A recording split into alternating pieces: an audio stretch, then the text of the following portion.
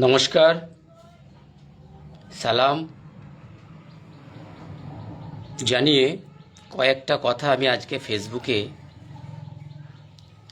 যারা আমার ছাত্রছাত্রী, কালীগঞ্জবাসী তথা তৃণমূল কংগ্রেসের বিরোধী করেন মনে প্রাণে অথবা অনিচ্ছায়, তাদের জন্য কয়েকটা কথা বলতে চাই।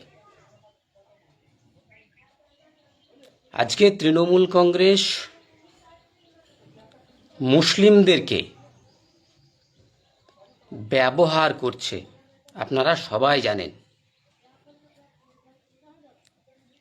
মুসলিমদের কিছু দেওয়া তো দূরের কথা, তাদের হাতে বোমা, বন্দুক, পিস্তল ইত্যাদি তুলে দিয়ে মুসলিমদের শিক্ষা ব্যবস্থার অধঃপতন ঘটিয়ে মুসলিমদের আগামী দিনে আরো ভয়ঙ্কর জায়গায় নিয়ে যাচ্ছে।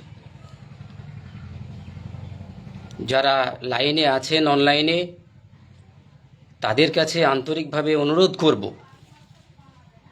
আপনারা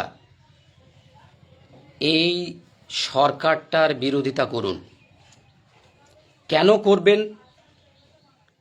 কারণ এই সরকার মুসলিমদের উন্নয়নের কোনো সদিচ্ছা পোষণ করেন না। আপনি একটু ভাবলেই বুঝতে পারবেন। দেশের সংবিধান কিন্তু কোনো ক্রমে বিরোধিতা করেনি বাবরি মসজিদের। আমাদের ইসলাম ধর্ম কিন্তু বিরোধিতা করেনি বাবরি মসজিদের, কিন্তু এই সরকার বিরোধিতা করছে। আজকে খুব দুঃখের সঙ্গে বলছি, শিক্ষিত যুব সম্প্রদায় যারা আছেন, তারা আগামী 20 বছরেও কোনো চাকরি পাবেন না। ওবিসি নামক এমন একটা পেরেক মুসলিম সম্প্রদায়ের বুকে বসিয়েছে, সম্পূর্ণ ঠান্ডা মস্তিষ্কে সুচতুরভাবে বসিয়েছে। আপনাদের কাছে অনুরোধ করব, আপনারা এই সরকারটার বিরোধিতা করুন।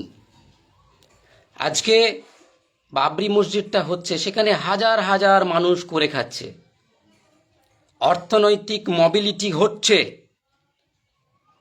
কিন্তু আমরা বিরোধিতা করছি কেন?